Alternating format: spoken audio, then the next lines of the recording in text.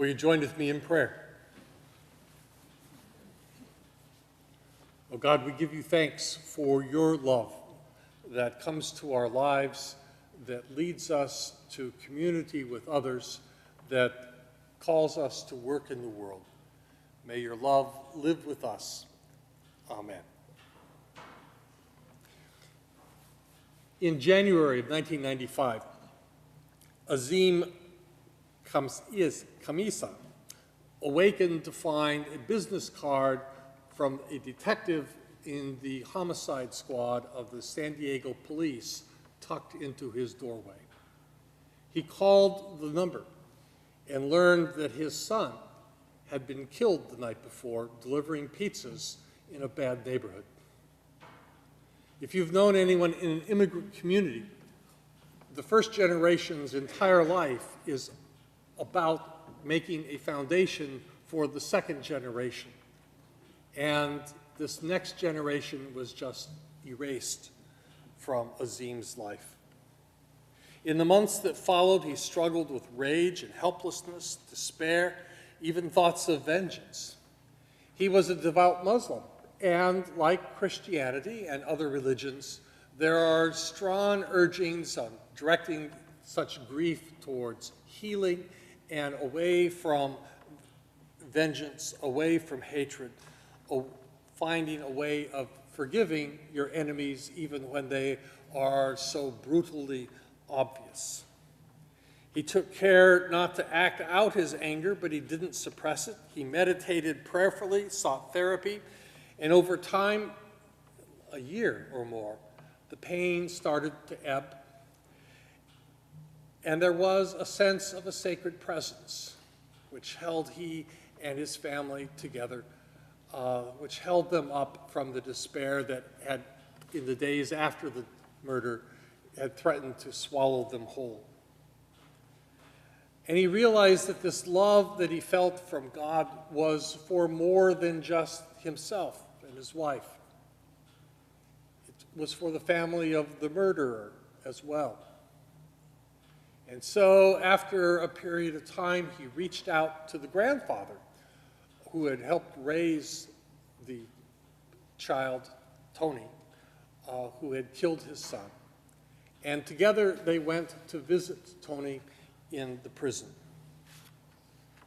Azim came to recognize that there were victims on both sides of the gun. Not only was his son killed, but this African-American 14-year-old boy, raised fatherless in poverty and racism, was being tried as an adult and then tossed away into a prison cell for the foreseeable future. Azim decided that the cycle of despair and violence must come to an end, and he quit his job and formed a foundation named after his son, dedicated to eradicating the conditions of youth violence and teaching young people a peacemaker's path of nonviolence and forgiveness and restorative justice. He invited his teenage killer's grandfather to join him, and they went to see Tony in prison. And what do you think happened next? What would move in your hearts, seeing your son's murderer for the first time since the trial?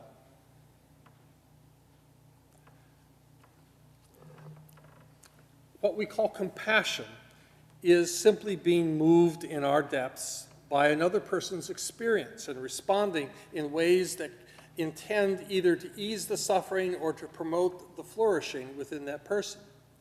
We know about compassion in part because of our own experiences of being loved and seeing how our love affects other people. We know of it from the New Testament especially, where it is a huge theme, beginning with the creeds. God so loved the world that he gave his only begotten son, goes the creed. But it's not a common theme in the Old Testament. The passage that we read from the prophet Isaiah, written at the time of exile in Babylon, is the first instance we find in the Bible where God is saying, I love my people. God calls them, God covenants with them, God protects them, God sends forces to help them, God leads them. But here, for the first time, God loves them. God has compassion for them. And it's a particularly significant time because they have been conquered by the Babylonians. They have been taken into exile, and the expectation is that they're going to wither away. That in a generation or two they will have intermarried. There will no longer be a Jewish people. And they're holding on as best they can, knowing that they may be generations in this foreign land where they are exiles, a tad above slaves. And they're doing what they can to survive. And Isaiah hears that God loves them. God has compassion on them. For a brief moment I abandoned you, God says, but with great compassion I will gather you. With everlasting love I will have compassion on you. My steadfast love shall not depart from you, and my covenant of peace shall not be removed. And from God's compassion they have hope. It's a theme continued by Jesus, who incarnated good news for the poor, who treated people who were suffering with compassion and love. The first generation of Christians lifted up this theme as the essential practice of love to be practiced by all who seek to follow Christ. Let us love one another because love is from God. God is love, found John. But such love is so difficult. As the great 20th century ethicist Lucy put it, I love humanity. It's people that I can't stand. We have trouble practicing compassion, when it comes down to it, really for two huge issues. One, we love the issues. We read about a problem, we identify how it affects us, and we run straight to the debating table. Glorious policy initiatives. What are we going to do to fix this? And when push comes to shove, we don't so much want to engage in a relationship with the people who are the bad guys as we want to win. And we're focused on winning rather than being in relationship with them, rather than having compassion. And we define the people on our side as the people we do have relationships with, do have compassion with, and we define the opposition as the people we don't have compassion with. We can blame the victim. We want to win and not love. Secondly, people are difficult. If you're ever engaged in an argument with someone who knows you well, you know that they know how to find your buttons, your points of vulnerability, where they can make a counter-argument and then add that next little twist. Listen, if you'd only lose some weight, then wouldn't be a problem. Or, gee, what are you doing here? I mean, it goes on. People know how to hurt us. And we go into situations and meet people feeling defensive, wondering how we're going to protect ourselves. When I was a site manager at the pad shelter in Oak Lawn, my life was made immeasurably better by a woman who was the morning site manager.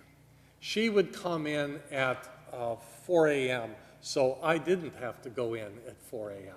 And I loved her dearly for that. But one day, when she was there, she was going over the list of the guests who were there, and she saw someone that she had known in high school.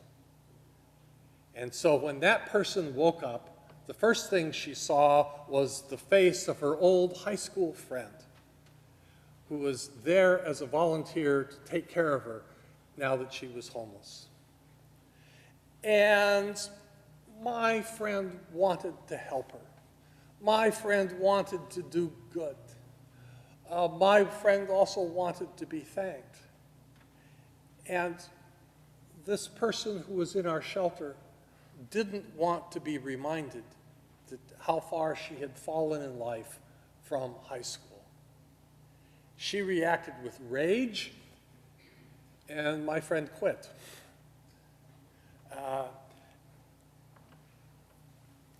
it was profoundly shaking. It challenged her self-image, and it triggered all kinds of stuff, and she never came back. As much as we want to help others, we have to pay attention to ourselves as well, to know where we need compassion and healing, and know how to put appropriate boundaries up so that our actions are appropriate. We had a problem in the community of a woman, a very loving woman, who took a pregnant woman who was homeless into her home because she was pregnant. She was also addicted to heroin.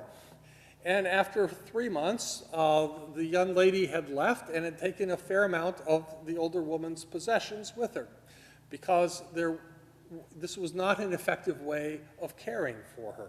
And she didn't have sufficient boundaries to protect herself in the relationship. So giving compassion to someone else does not mean being a sap. It does mean having compassion, doing what is best for the other. Compassion is distinct because it's always personal. It's not caring in abstract. It calls for connecting with another person. It's not broadly philosophical, but deeply personal. We work not with statistics or cases or conditions, but with people. Compassion begins with knowing yourself, having compassion for your own life, knowing that, reflecting on it, coming to show acceptance of God's compassion for you in ways that is also deeply personal and caring. Compassion transcends our other impulses. Eric Hoffer wrote back in the 1950s that almost all the noble virtues, courage, honor, hope, faith, duty, loyalty, they can be changed into ruthlessness in the wrong conditions. If you're brave, you can be brave and hurt other people. If you're loyal, you can overlook war crimes because out of loyalty to your country. Out of faith, you can learn to hate people of other religions. All of these virtues can be perverted. Except, Hoffer found, except compassion. Compassion for others remains pure. It remains hard work, but it can't be changed into something that is evil. Compassion is spiritual. Karen Armstrong was a Roman Catholic nun. She left the order and she started writing books on God and the 12 steps of compassion, in which she noted that compassion was a central theme in every one of the world's major religions. Islam, Buddhism, Christianity, they all looked to this theme as something that was core as to how we are to treat one another. She noted from that there is a spiritual element of compassion. Azim could reach out to Tony because he had felt that sacred presence that came from healing and knowing that this love that he felt from God extended to his son's murderer as well. There is a spiritual element, and we don't just naturally discover it. Sometimes we have to work at being open to it. Frank Rogers is a theologian at Claremont School of Theology, and he argues that it's a virtue, it's a practice that we can get good at by attending to its various dimensions. And if you don't work at it, it's not necessarily going to be there when you need it. It's something you have to practice. He notes, pay attention. Don't focus on our own needs, but on the other's needs. No snap judgments are useful, only careful investigations of what's going on in the other person's life. We've all heard the old adage that you don't know someone until you've walked a mile in their moccasins, supposedly a Native American saying. And that is so true about other people, and especially in conflictual situations. We need to understand their lives empathetically, to be gut-wrenched by their suffering. We can understand what another person's life is like if we attend to what's happening with them. We have to feel what they are feeling. We have to love with connection, to treat them non-judgmentally, not surrendering ourselves but understanding the connection between us and them. Compassion requires a connection, sensing the sacredness that exists in the relationship and embodying a new life. A relationship based on compassion seeks to help both parties flourish and experience healing. It is a new relationship. And it requires action. You don't just think about compassion. You have to do something to respond to it. And compassion works. Bob Roberts was a dentist in Mississippi who was profitable and sort of winding down his practice, and he was also an amateur pilot. And a friend of his who was a lawyer had a client in Louisiana at the Angola State Penitentiary, which is hell on earth, at least in this country. And he needed to go there and wondered if Bob would fly him in. So they flew into the airstrip at the prison, and they were picked up by a prison guard, and as they were driving in, they were just making conversation, and they asked the guard, "So, anything interesting happen here?" Well, the guard said, 2 guys got shot earlier in the week. It turns out that they were the gardeners at the warden's house, and they had seized the opportunity and kidnapped his children and his car, and they were headed out. They made it through the first gate, and at the second gate, they were stopped. They surrendered, and the warden came up, and he shot them. And as the guard told the story, it was both shocking and all the more so shocking because it was so matter-of-fact. It's like, yeah, this happened. It'll happen again. This is what happens to prisoners who try to escape. This shook Roberts, and since he was bored with dentistry and looking for something more to do, and he had gone to some lectures by M. Scott Peck, a psychologist who wrote the book, The Road Less Traveled, he started thinking about how can we do something with prisoners, ex-cons, to help them rehabilitate themselves and get back into society. And so he volunteered at a prison. And he had some success doing that. And then he wrote a grant, and he had connections someplace because he got the grant. And the secret to his program was that the first step, they would gather a group of about a dozen ex-cons, and they only took people who had been violent offenders. And they gathered them in a room, and they said, all right, now we're going to do introductions, and you're to give your name, and you're to explain the earliest memory you have of violence. And, you know, you start out, and I'm not talking. My name's Sam. Yeah. And then as it goes around the group, someone finally bites, and they say, okay, this is what happened to me. And then the group starts playing topper. I can do better than that. And they go around another time. And the stories that are coming out now are horrific. One man remembered his father pouring gasoline on his mother and setting her on fire. And at the end of this session, there was a gasp of self-awareness that there were 2 things that united all of these men. They had all committed acts of violence in their lives. And they had also witnessed horrible things. And with that realization, they could have compassion for themselves, for the people they had hurt, and they could decide to be different. Compassion changed their lives. When Azim went to visit Tony in the jail, he wasn't certain what was going to happen. He didn't know if he went in there, he'd just look in the face of a gang-bang killer. But he looked into the face of a 14-year-old boy who was just scared out of his mind, who knew that everything that had ever happened to him that he knew of in life always ended up wrong for him. He was terrified and beaten down by a world that was stacked against him. And as Azim looked at him and looked in his eyes, he started to cry. And Tony started to cry. And Azim said, "You killed my son." And this is how that affected me. And Azim and Tony apologized, and they wept together. Compassion is never easy. Love is never easy, but it is Christ's way. If we can practice it well, starting with the little stuff, then this compassion will fill our lives. It will fill our lives, and we will indeed live love. Amen.